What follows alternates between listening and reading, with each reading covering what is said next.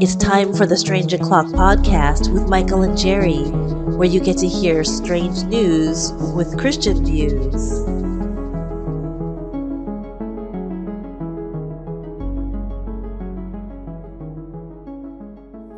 What's on your heart, sister? We were going to discuss so many different things, and then Stranger Things just came out too, as a nice backdrop. Right. Well, let's see what I wanted to chat about. And there's so many issues, so many topics to chat about. But one thing that had arisen to the top of my mind was I had a chat with my husband the other day, and I was excited to show him this Blurry Creatures podcast introduction video, and it showed Bigfoot and aliens and fallen angels and David and Goliath and stuff. And then now I don't know if it was that he just didn't want me to lose focus because we were on our way to church or whatever. And I wasn't sure if he didn't want me to go on a rabbit trail, before church. I'm not sure. But he said, well, honey, I hope that you're not focusing on the wrong things, which is basically he was trying to say that talking about these different topics, he was concerned that it was bringing me away from the Lord. And so I told him for the next half hour or so that it's not that all these topics are bringing me closer to God. And not only that, but it helps people who are doubting, who are in the world or who are of the household of faith, to have a greater belief in God, because they can understand, like, for example, the backdrop of Genesis 6. A lot of atheists and agnostics disavow that there could be a loving God because God had told the children of Israel, the Israelites, to slaughter a bunch of different, what a lot of people think are just innocent people groups. But when you really dig into the supernatural side of it, which a lot of churches and institutions of learning, like universities, they tend to strip away the supernatural explanation behind Genesis 6, which is the sons of God or the fallen angels saw that the daughters of men were beautiful and married whom they chose, and their offspring became the Nephilim, or the offspring became the giants. And so a lot of this is what I was taught growing up. Well, not growing up, but I didn't become a Christian until my teens, my 16. But what I had found out from a lot of people that I went to church with, or different books and whatever, the concordances had said that the sons of God were the godly line of Seth, that there were human people, the human men somehow married the regular human women or whatever, and then their offspring were the giants. And so genetically that's an impossibility. So the real actual explanation is that the giants had their fathers as the fallen angels, and so the giants were a forbidden offspring that the Lord never intended to create, and so they were half fallen angel and half human, and they were an abomination to the Lord. And so not only that, but they had devoured the land. They actually killed and ate people. They killed and ate everything that they came in touch with. And whether they devoured, vegetation, fruits, and cows and livestock and everything. So, and not only that, but they actually ate people. And so when if you happen to think that God told the Israelites to kill human people, it doesn't seem fair, does it? However, if you see the supernatural explanation of Genesis 6, that who God told them to kill were not actually 100% human, that they were 50%, fallen angel and human, and they were never supposed to have lived, then and then they were scourged on the land and on the people, saved and unsaved, then you could see the reason behind that, right?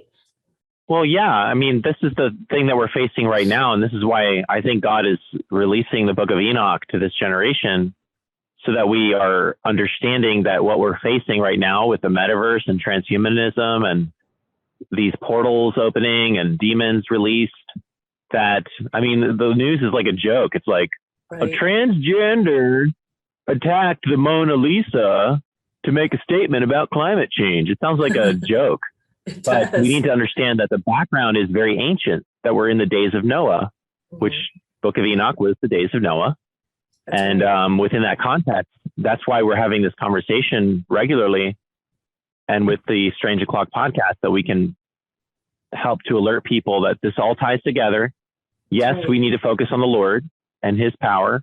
And that's what I try to do on my shows and things, is get into that side of things. The more we're talking about the Lord's power juxtapositioned against the enemy's power, it's like, yeah, our God is really strong.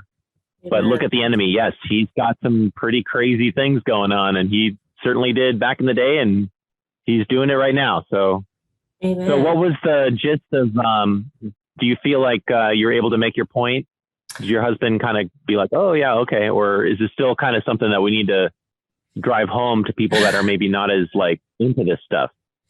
Well, I do believe that, if everything that you have grown up with, whatever, to 20, 30, 40 years of your life, and all of a sudden somebody tries to red pill you, if you're not an open-minded person and you favor the things that are kind of realistic or logical or traditional or whatever, it's going to be harder for somebody like my husband, which there are a certain percentage of the population that has a difficulty with wrapping their heads around something that sounds fantastical.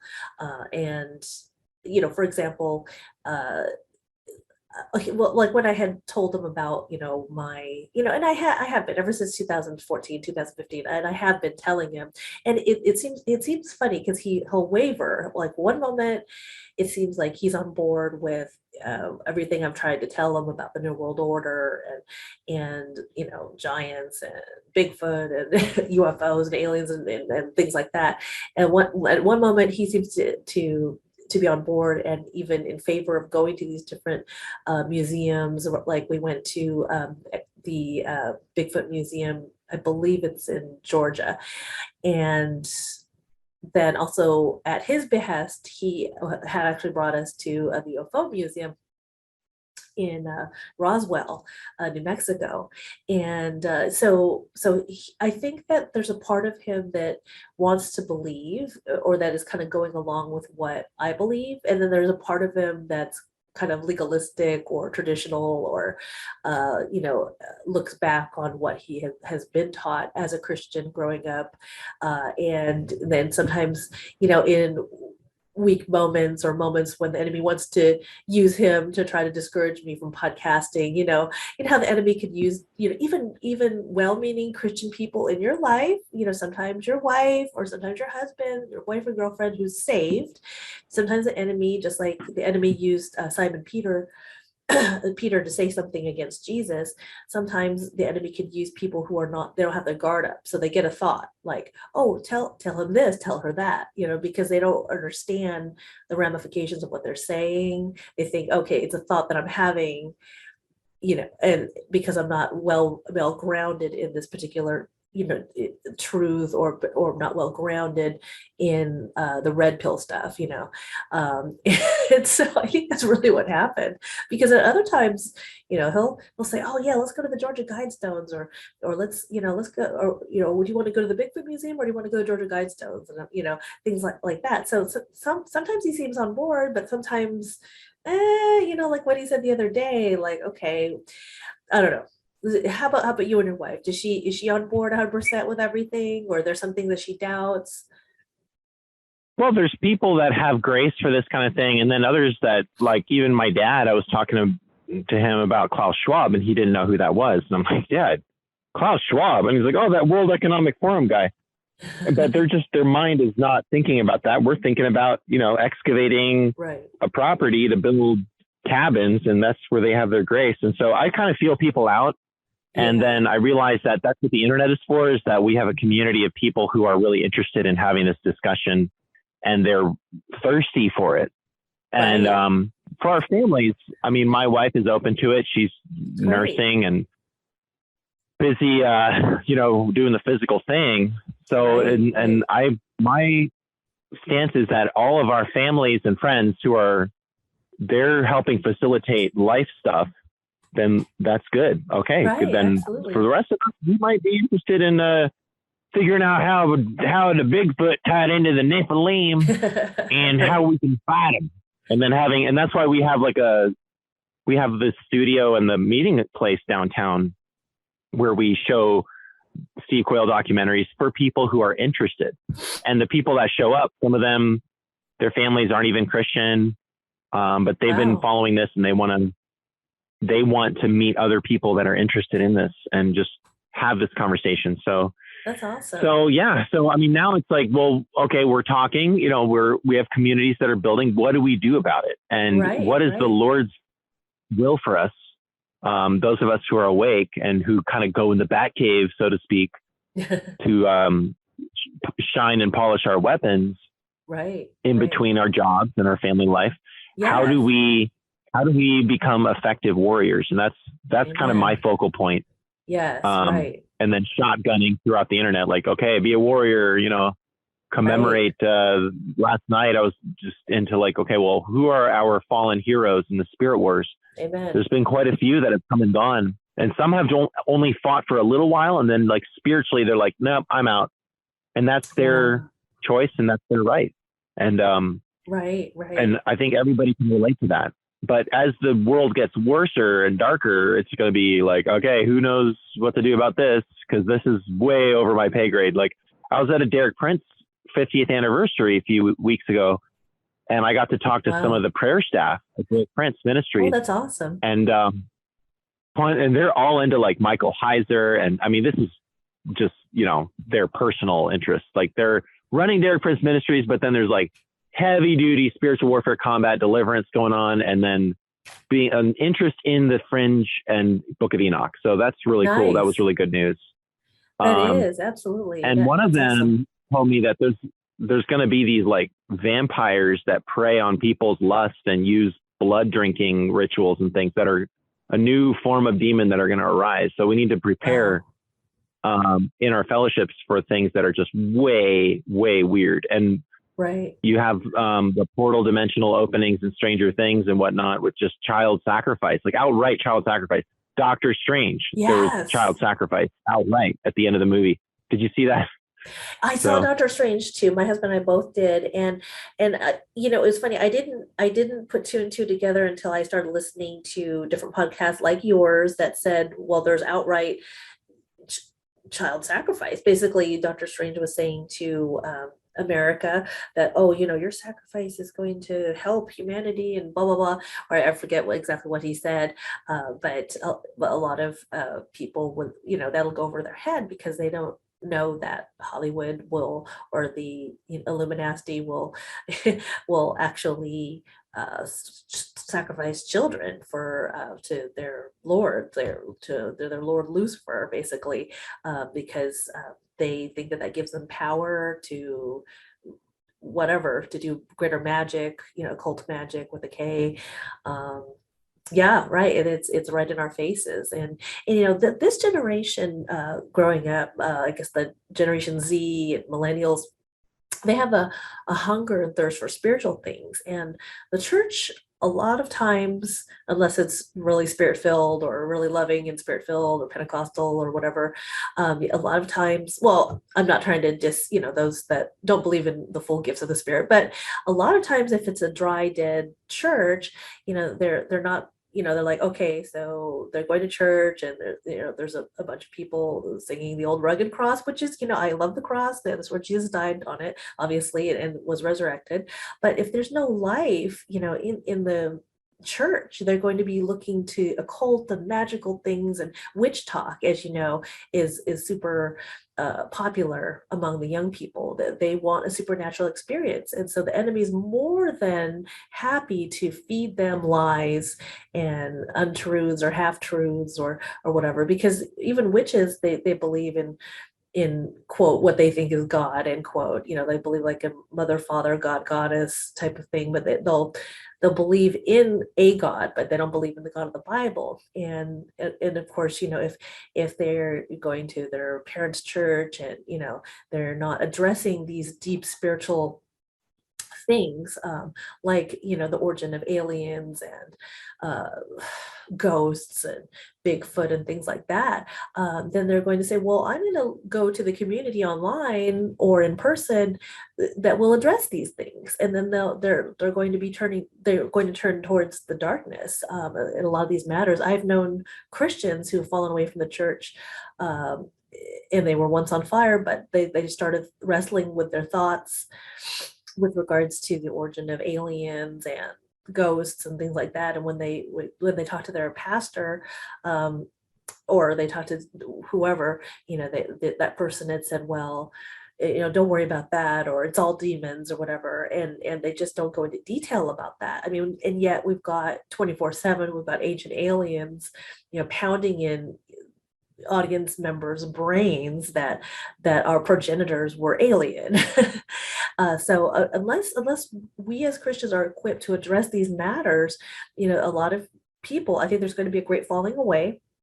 We know that from what the scriptures state, that there's going to be a great falling away. And part of that great falling away is when, not if, but when aliens land on the scene, of when they land on Earth and say, we are your saviors, we are your progenitors, you have come from us. Because all these movies and all these shows have paved the way for people to believe in aliens that are saviors and our creators and things of that nature. What do you think?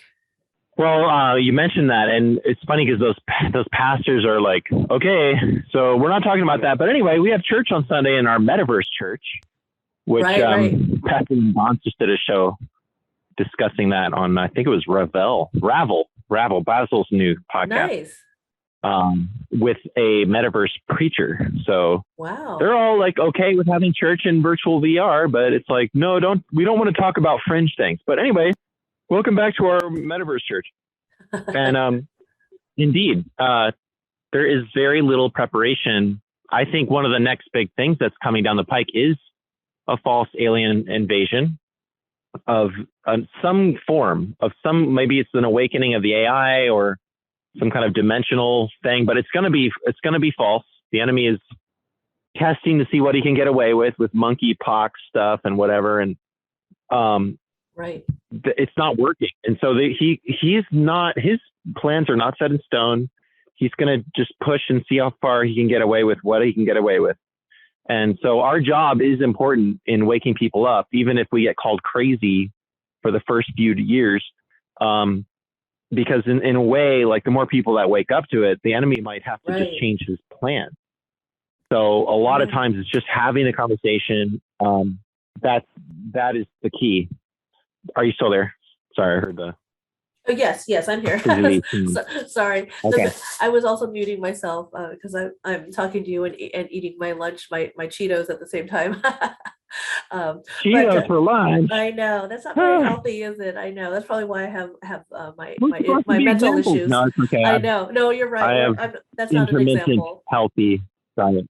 Oh, very good, very good. Well, I give you a thumbs up. But yeah, absolutely. Yeah, and I think there's been several soft disclosures of aliens, and in the last few days, a few weeks. I mean, now people aren't very excited about, the government talking about, and we confirm that there are aliens, and they're not, it's not just a theory anymore. I know that back in the, I guess it's the 30s or 40s, when people were listening to just radio and they had the War of the Worlds fake broadcast and so they weren't ready. That was a broadcast that they wanted to show, they wanted to gauge and evaluate whether or not people were ready for an alien disclosure. And some people committed suicide and what have you. And here we've got our government, saying, and we've confirmed the presence of aliens, and nobody's batting an eye because, we have all these tons of shows. And so I know that there are different like Christian, I guess, fringe Christian like explanations, like what are aliens. Some say that they're 100% demons. Some say that they're like a hybrid between, just similar to the Nephilim, that they're a hybrid of their father being a fallen angel, their mother being, some other sort of creature, if not human, or that they were genetically engineered by the government, like the Greys. I think some people were saying that the Grey aliens were genetically engineered in one of those deep underground military bases, and what have you. But either way, there's not been a godly alien necessarily that has come to Earth and said Jesus is the way. Not, I mean, they're all when they happen when these people when various people have encounters with aliens, they're not saying anything biblical. It's totally anti-biblical, and that's part of the great falling away, is that all of the different encounters that people have, they're saying that the aliens are telling them that that Jesus is just an ascended master, or Jesus is an avatar, or Jesus isn't God, or Jesus isn't the only way to God, and what have you. It's always it's interesting that a lot of times you think, okay, well, if an alien were here, wouldn't he or she or it or whatever talk about how great their planet is, or whatever, like what the food they eat, or what, or the pets they have, or the craft that they fly. I mean, it they might maybe touch on that a little bit, like they might describe their planet or whatever, but the whole end game is to vilify who Jesus is. What do you think? And the biblical thing that they do say is they name their names, and they're actually the enemies of Israel in the Old Testament. The Aster command, oh, this Wow. is the interdimensional galactic Jesus. There's been many false Christs. We're seeing those Right. prophecies in Matthew 24 come true. These galactic Jesus, and the Andromeda Council and the Galactic Federation of Light, and Wow. so this has all been kind of a cult, but out there, in a way. But now Right. it's geared to possibly go mainstream, and when it does happen, it's going to take people sideways. I don't think another virus is going to be it. I don't know if even just a cyber attack is going to be it. They might have to go with we've been waiting for this for a long time, but they might actually have to go with the alien card pretty soon, in a shock and awe kind of way, Right. to really install. I mean, the final thing is just to make everybody slaves and to bring the world government into power. And Right. people are primed to expect some kind of an alien invasion of some kind or contact that then says, Right. this is hands down proof that religion is false, or that it is no longer necessary. Right. Right. So it's a fascinating conversation. I don't know why more people aren't interested in having this conversation, honestly. It's almost like they've just been brainwashed to think this is weird. But at the same time, when it happens, then they all go along with it. It's like, Right. oh, Exactly. we're not fighting for Ukraine anymore. Coronavirus is no longer a thing. Oh, well, now we have to follow the star gods. And Right. these are the guys that we are wrestling with in the spirit war. Right. You might have dreams with them. These are the fallen entities that they're very much active, but they're in another dimension. But when they manifest, my big thing is that we're going to have a heyday of like miracles when, like in the Old Testament, when the enemies of Israel had their gods challenging the God of all creation, then God gets, he gets riled up and he's like, all right, time to show the big miracles, against Pharaoh, against Babylon, against Right. Baal's prophets. So, I mean, I think this stuff is going to be really exciting. And we're already doing it. I think every day we are engaged in the spiritual war, not really against aliens, but whatever these things are that are contacting people. Right. We're Right. already in a massive showdown. So Right. to bring the focal point back to the Lord's power, I think we need to focus even more heavy duty on our relationship with God, and don't be afraid to be a little bit different when you're That's praying these right. prayers that are out there prayers. God has things that he can reveal to you in dreams, in your private times with him, prophecy. That's right. It's important to pray and get speak in tongues and everything, but also pay attention to what dreams you're having. Right. I had some dreams about the like a python spirit, which is Wow. I told my brother-in-law, and he's like, "Oh, that's the religious spirit. It chokes, it asphyxiates, it tries to come after you." And then my dad was the one, he killed it with one stomp of the foot on its head and busted it with just one move. He's like, yeah, because my dad is Wow, that's super awesome. anti-religion. He's a Christian, but he hates the false religious spirit. Wow. So there's that, and I'm not afraid to go all out spiritual warfare visions. Whatever God wants to show us through those channels. Sometimes you might have visions of other planets and other entities. I mean, we don't really know how it all works, but to me, the further we get along in this game, the more Star Wars it looks, with the Jedi and the Rebellion and the Empire, That's right. And I like to focus on the Jedi. I think they're the coolest of all. Like they can do anything. Are. Absolutely. We'll but we'll most be spiritual people Jedis. just like the Republic. Yeah. Sorry? We're spiritual Jedis, right? Exactly. And we can engage with the Republic. We can help defend the peace and the freedom. But our focal point is not necessarily Bill Gates and Nancy Pelosi. It's we're dealing with the Sith Lords here. We're up against the Darth Vaders with the Phantom Menace. And that's right. I think we need to realize that we're already in this war. It's just that it's about to be manifested physically. Mm-hmm. And so we need to recruit more warriors. We need to get people to think in terms of not just, hey, guess what? Washington, D.C. is so occult. Look at the Pentagon. It's a pentagram.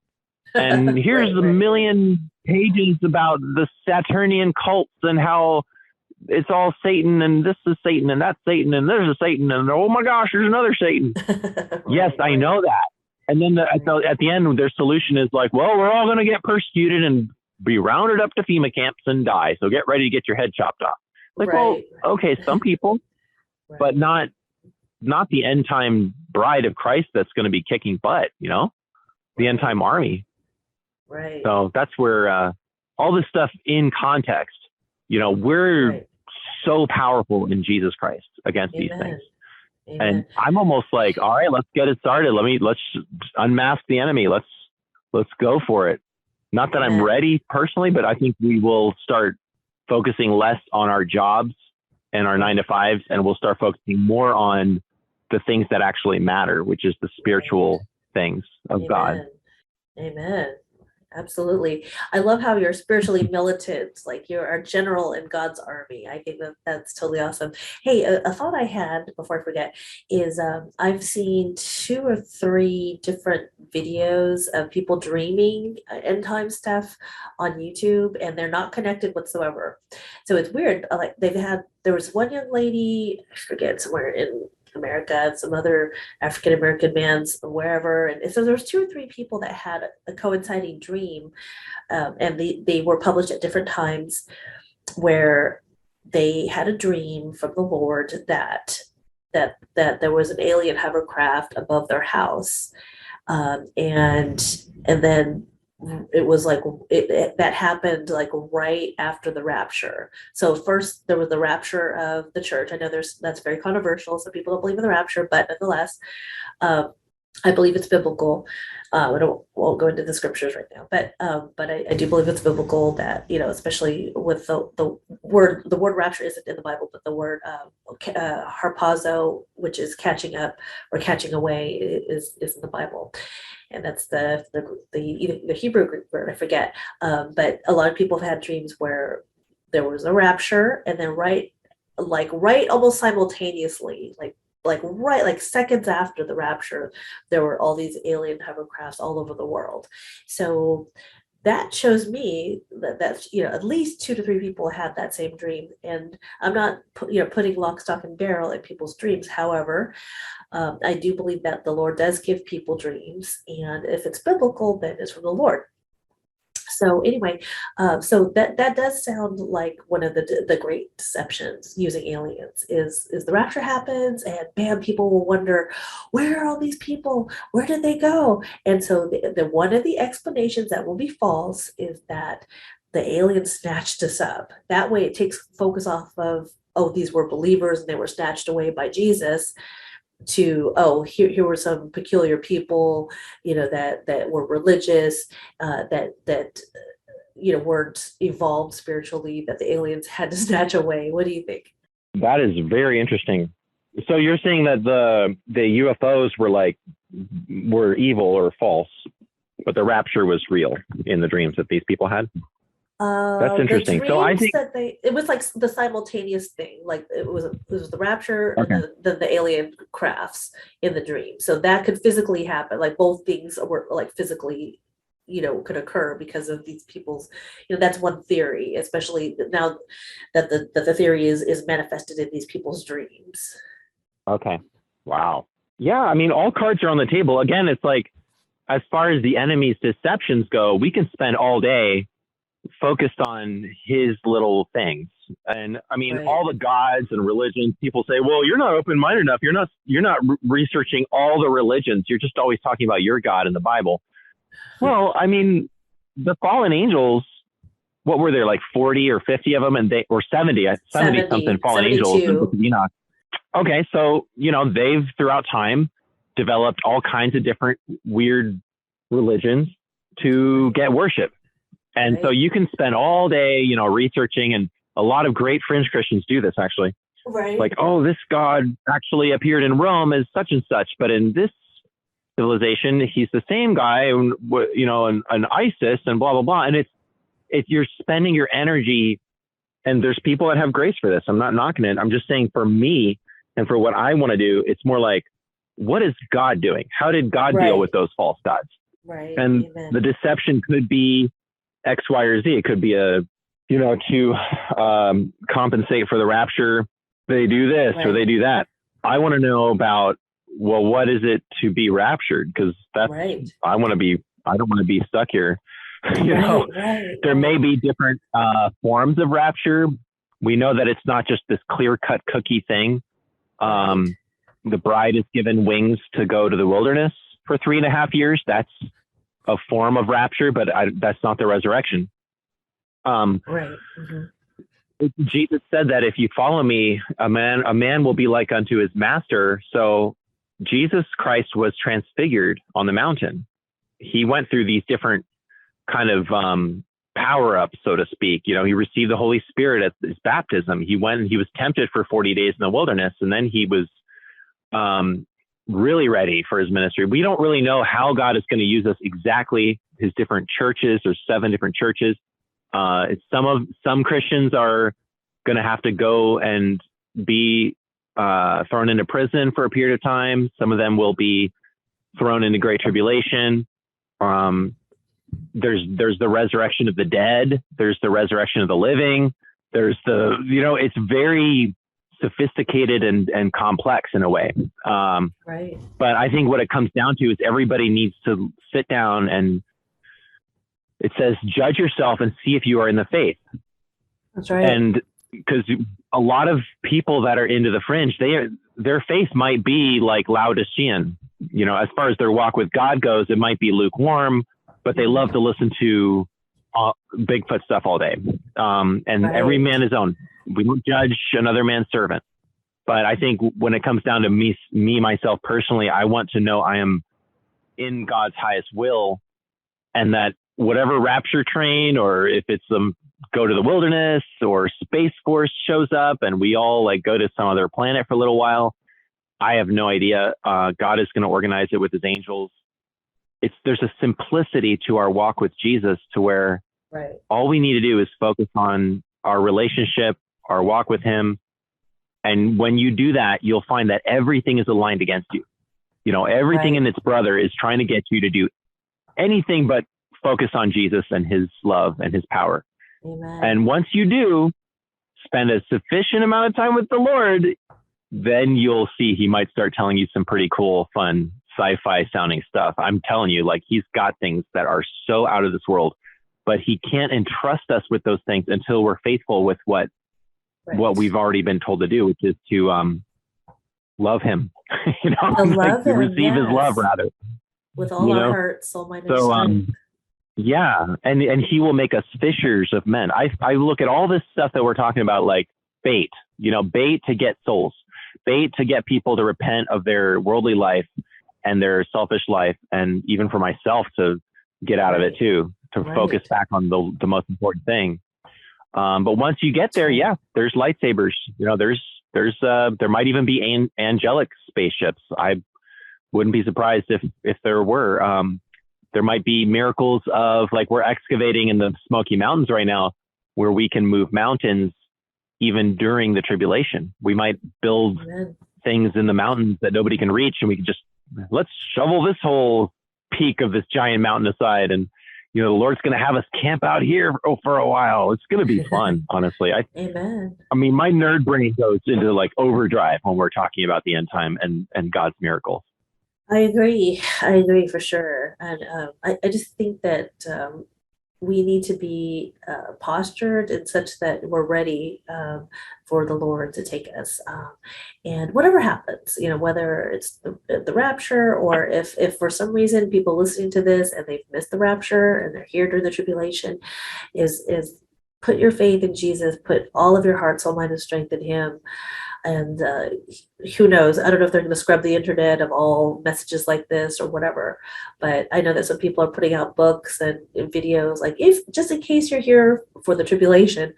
And I think it's really important. I know that they want to put a cork in anything that's godly or biblical, or anything that would encourage the end time warriors, to come out of their hole and to come out in the open, to live for Him. But I love your analogy of, that we are, like end time warriors, sort of like, the Jedis, like we could be irregular civilians, or we could be like Jedis, in such that, we are, using the force, not an impersonal weird force, but the force of God. And it is interesting that if the enemy can, try to subvert things that are in the mainstream, like stories and movies and whatever, why can't we as Christians use those movies or stories, for the glory of God?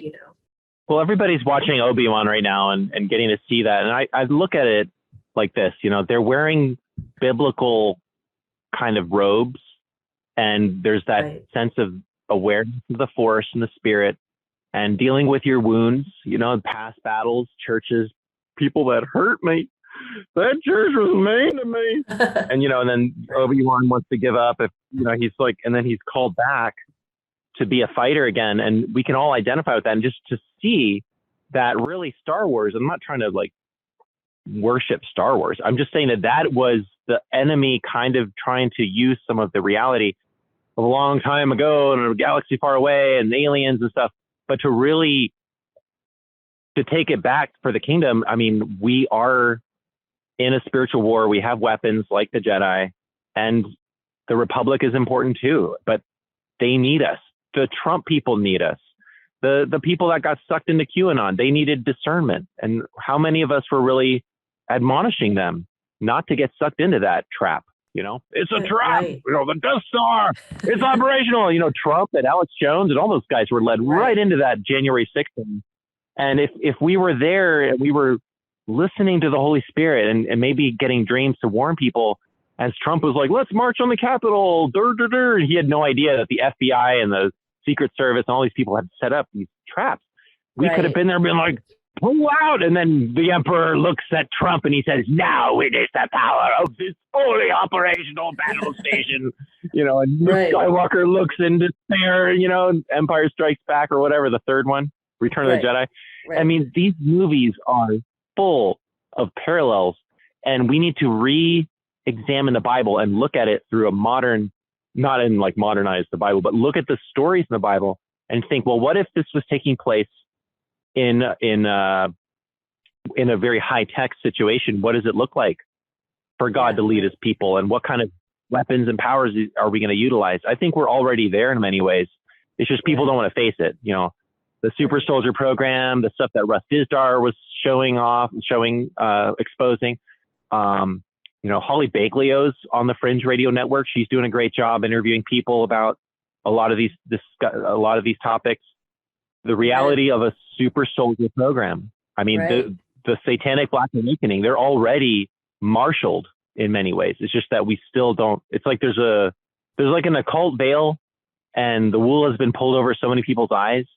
And shows like ours, I think we can do a service by awakening people to a bigger reality than just, there's conspiracies And Right. now read your Bible and go to sleep, or just go to any church. It's like, no, this is your day-to-day life. Like you might That's right. get attacked in your sleep by these guys and not even know it, because Oh, their power sure. is in being hidden. They don't want you to even know that you're being attacked while you're being attacked. It's Right. so annoying. Right. Absolutely. Amen. Well, brother, I do have to run to get back to work, but I want to do this on a weekly basis or a bi-weekly basis because I definitely don't want to Yeah, let sure. the strange o'clock train derail. I want it to continue, and I definitely want to continue to encourage the body of Christ, and also wake up people that don't know the Lord. And I think you're doing an awesome job with that. And but I do have to run. But you do speak of the truth. You I can't do all the awesome voices that you do. You have like I've heard like a million voices come out of you, and they're thankfully it's not Ah, multiple personality disorder, but you're just skilled in thank God. manipulating your voice. Yeah, thank God you're skilled in manipulating your voice, and you actually, Michael, could do voices. You could actually do voiceovers for different. You could do all this. You could do the Star Wars, Obi-Wan Kenobi voice. You could do whatever, like use the Force. I don't know. You could Yes, do. well, Vader was seduced by the dark side of the Force. Oh, Be well, careful. you're I do awesome. voiceovers. I just don't get paid for it. Although I should thank my Patreon. I don't know how to thank them enough. Oh, I that's haven't even great. posted on anything there. But, That's we'll great. get things organized. I want to do more and more for the kingdom. Amen. When you witness, you win, and God takes care of you. So let's keep fighting, sister. Amen. I'll let you go. All right, Um, brother. Great God talking bless to you, you. and thank everybody for joining us. Amen. God bless you.